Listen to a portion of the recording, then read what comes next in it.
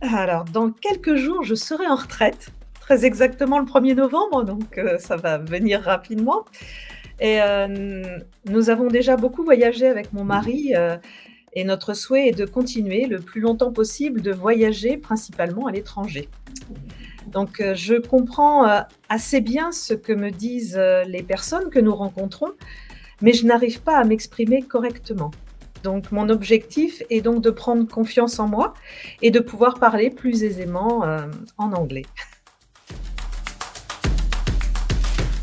Alors ce que j'apprécie, c'est de pouvoir, d'avoir la possibilité de parler avec, un professeur, natif, de langue anglaise. Ça, c'est très appréciable parce qu'en fin de compte, enfin moi c'est ce qui m'a manqué, c'est de n lorsque j'ai appris l'anglais, c'est de ne pas avoir de professeur natif de langue anglaise. Donc on a toujours, des problématiques de prononciation ou d'écoute, hein, sur cette langue. Je suis d'une génération où on était plutôt, sur des versions et des thèmes, hein, un peu comme les langues, mortes, et malheureusement on communiquait peu, enfin en tout cas on avait peu l'occasion de parler. Donc c'est un peu ça qui me manquait.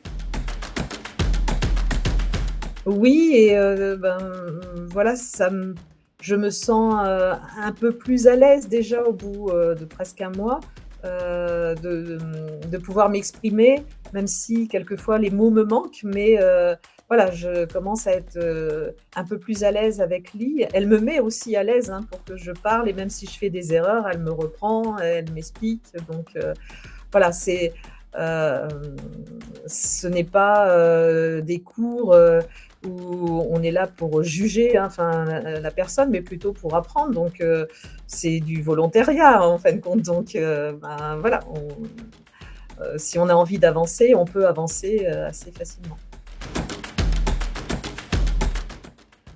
Mon mot, anglais préféré, c'est amazing. C'est vrai qu'on l'entend, très souvent, je suis déjà allée aux États-Unis et c'est vrai que c'est un mot qu'ils emploient beaucoup et au départ, je savais pas ce que ça voulait dire et je trouvais ça rigolo. Donc mais c'est voilà, c'est un mot que j'aime bien parce que amazing, ça fait bien, je trouve.